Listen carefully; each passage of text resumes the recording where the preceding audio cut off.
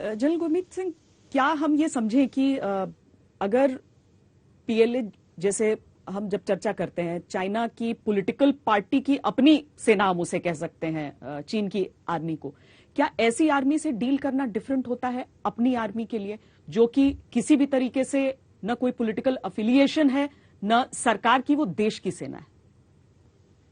श्वेता जी, आपने एक बहुत गहरा सवाल किया है, और गहरा सवाल ये है कि जो पीएलए है वो चाइना के पीआरसी और पॉलिटिकल पार्टी की आर्मी है। इनका कॉम्बैट एक्सपीरियंस नहीं है। लास्ट टाइम जब 1979 में वियतनाम के साथ लड़ाई हुई थी तो पूरी तरह हारे थे, और इनकी जितनी भी उपलब्धियां हैं, जितनी भी अचीवमेंट है, वो अपने ही लोगों के अगेंस्ट में है। अभी आप लीजिए इंडियन आर्मी का। इंडियन आर्मी का जो सिद्धांत है वो बिल्कुल अलग है कि हम लोग कॉन्स्टिट्यूशन की, संविधान की कसम खाते हैं, डेमोक्रेसी में फेथ है, प्रोफेशनलिज्म में बिलीव करते हैं, अपॉलिटिकल और सेकुलर हैं। हमारे लिए राष्ट्र, समाज और हर व्यक्ति सबसे ज्यादा जरूरी है। जो हमारे जो इथॉस है काम करने का, वो इसी प्रकार है। और हमारा जो सबसे सेंट्रल इथॉस है वो है इन परस्यूट ऑफ एक्सीलेंस, कि हर वक्त अपने आप को इंप्रूव कर रहे हैं। और हमारा जो कॉम्बैट एक्सपीरियंस है वो आजादी के पहले, मतलब शुरू में ही शुरू हो गया था।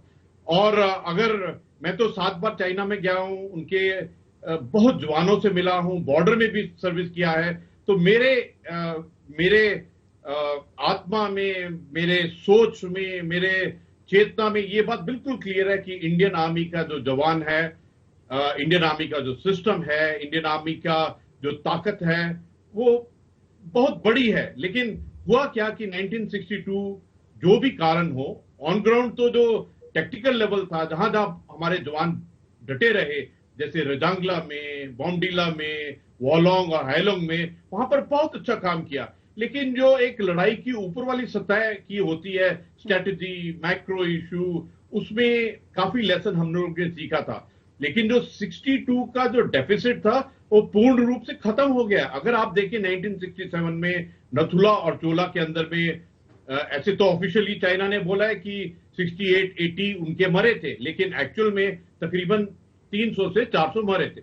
आप 67 में 4 साल और जोड़ लीजिए, और 1971 में जो भारतीय सेना ने कमाल दिखाया पूरे विश्व को कि किस प्रकार ईस्ट पाकिस्तान को खत्म करके नए नेशन का एक जन्म दिया।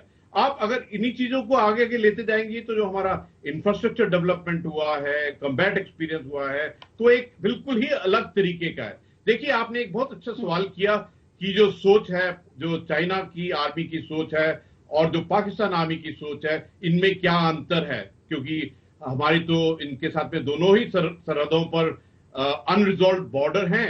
एक साइड पे लाइन ऑफ एक्चुअल कंट्रोल है, तो दूसरी साइड में एलओसी है।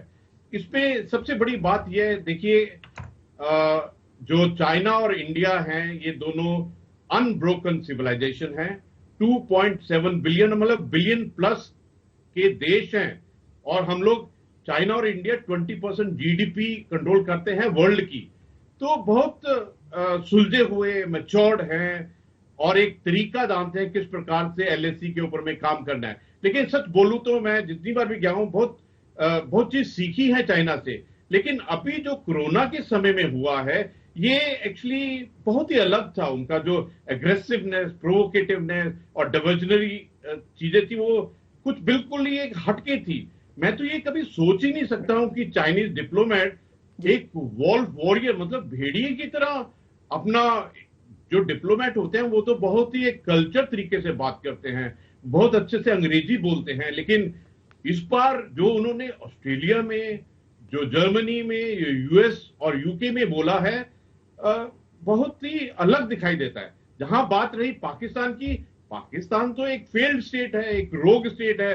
उनकी तो पूरा पुलंदा ही झूठ का, प्रोपेगेंडा का, प्रॉक्सी का, टेरर का, एक्चुअली कंपैरिजन नहीं है बिल्कुल भी। लेकिन जो पाकिस्तान से डील करना होता है वो बिल्कुल अलग तरीके का है।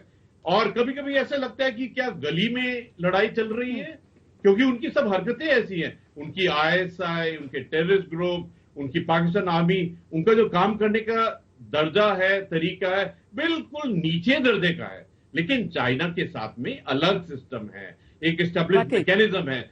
जैसे भाटिया साहब जैसे पुराने डीजीएमओ साहब ने बताया है कि लास्ट 1975 के अंदर में तुलोंगला के इलाके में कुछ राउंड हुए थे, लेकिन उसके बाद इतना बड़ा बॉर्डर प्रॉब्लम और फिर भी कोई फायरिंग ना हो, ये मैच्योरिटी साइन है दोनों ही देश का।